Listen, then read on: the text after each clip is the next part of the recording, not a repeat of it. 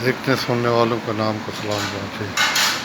دوستو آج کل بہت سے انڈیا چائنا تعلقات پر بیلٹ آف ویسٹ پر تبصرے کیے جا رہے ہیں۔ بہت ساری چیزیں ادھر بکھیر دی گئی ہیں۔ یہ اب کیوں ہوا ہے لداخ میں اور نیپال کی سرحد پر؟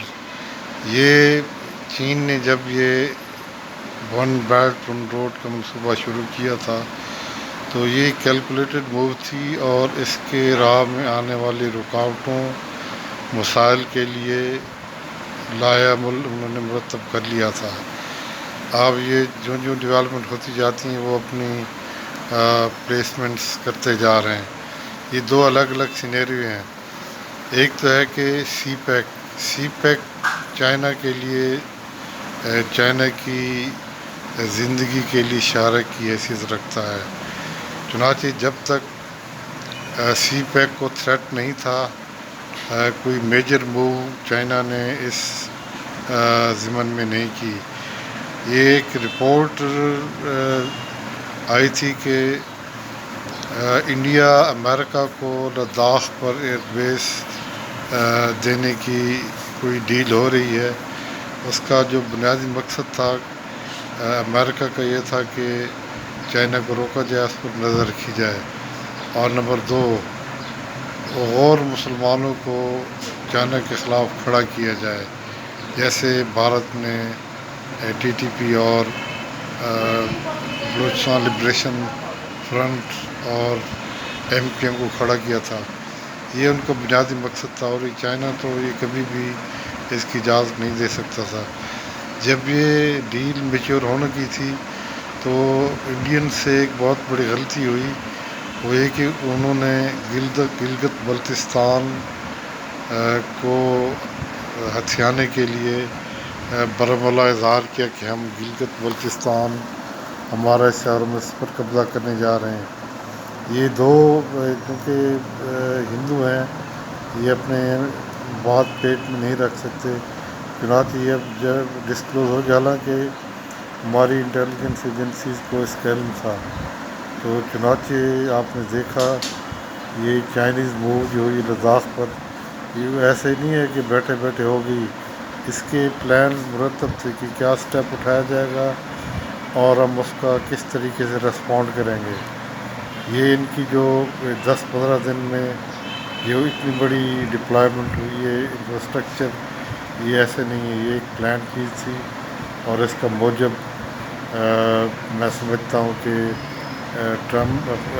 مودی صاحب اور ان کی جو نیشنل سیکورٹی ایڈوائزر ہیں، انہوں نے اسٹیج پر بھارت کو لا کھڑا کیا ہے کہ اب جو گلگت بلتستان ہے اس کا معاملہ تو کہیں چلا گیا، ابھی سیاچن اور کارگل یہ کسی وقت بھی ان کے ہاتھ سے نکل سکتے ہیں، اور یہ منحصر ہوگا کہ وہ ان کی اگلی موو کیا ہوگی۔ تو یہ ایک کوئی ایسا نہیں ہے کہ کوئی ان کو بہت دور دور سے 1920 سے اور 1870 سے ان کے لنکس ملائے جا رہے ہیں۔ یہ سی پیک اسپیسیفک ڈیولپمنٹ ہے چائنا کی اس خطے میں، لداخ میں۔ اور دوسری بات جو سکم اور نیپال، وہ علیحدہ سینیریو ہے۔ وہ سینیریو ہے کہ امریکہ انڈیا کو کھڑا کر رہا ہے، امریکہ خود تو نہیں لڑ سکتا، وہ صرف پھونک جسے کہتے ہیں نا پنجاب میں، پھونک دے کے اس کو کھڑا کر رہا ہے کہ تم چائنا سے بھیٹ جاؤ، اور اس کے لیے اس نے یہ کہا کہ تبت کی آزادی کا ہم بل پاس کریں گے۔ تو بل تو ہزاروں پاس ہوتے، اس سے کیا فرق پڑتا ہے۔ وہ کنفرنٹ کرانا چاہ رہا تھا مودی کو چائنا کے خلاف تبت کے مسئلے پہ، اور پھر ساؤتھ چائنا سی کے معاملے میں۔ تو وہ ٹرمپ اور امریکن شاید اس بلیک میں آ گئے کہ انڈیا بہت بڑی قوت ہے تو یہ ٹکرا جائیں گے، لیکن جو چوہے کا دل ہوتا ہے وہ اپنے اوپر جتنے کمبل اوڑھ لے وہ چوہا ہی رہتا ہے۔ چنانچہ بھارت اس ضمن میں امریکہ کے کسی کام نہیں آ سکا، بلکہ اب وہ کبھی آسٹریلیا کی لنک جوڑ رہا ہے، کبھی جاپان کی، کبھی نارتھ کوریا، برازیل کہ وہ اب آئیں گے، امریکہ آئے گا۔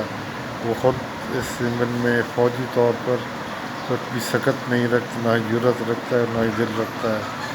تو جو نیپال کا سلسلہ ہے وہ چائنا نے دو معاملات کے لیے کھڑا کیا ہے۔ ایک تو یہ ہے کہ تبت کے معاملے میں، WHO کے معاملے میں، تائیوان کے معاملے میں چائنا کسی بھی قوت کا اعلی کار نہیں بنے گا، اور یہ چیز اسے واضح بتا دی گئی ہے۔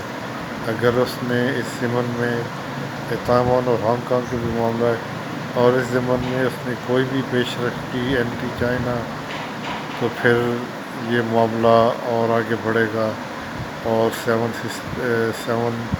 سسٹر اسٹیٹس یہ بھی علیحدہ ہوں گی، نیپال بھی آگے بڑھے گا، اور اروناچل پردیش بھی انڈیا کے ہاتھ سے نکل جائے گا۔